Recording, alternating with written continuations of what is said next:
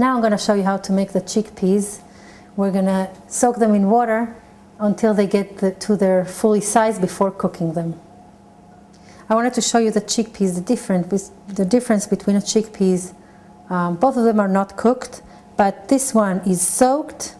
It's after a night of soaking, and this one is before. You can see the difference in the colors and of course the difference in the size. This one is almost, I think, twice as big than the other one. Pouring the water.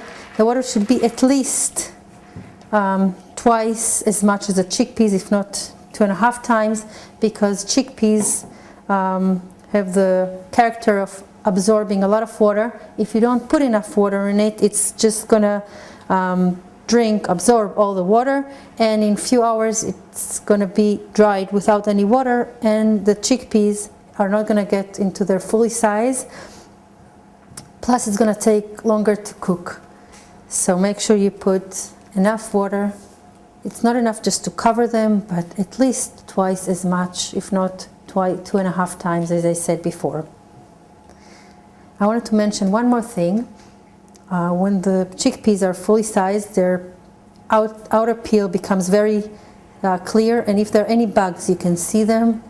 Bugs or holes, you can see it through the peel. That's another reason to soak it before you start cooking it.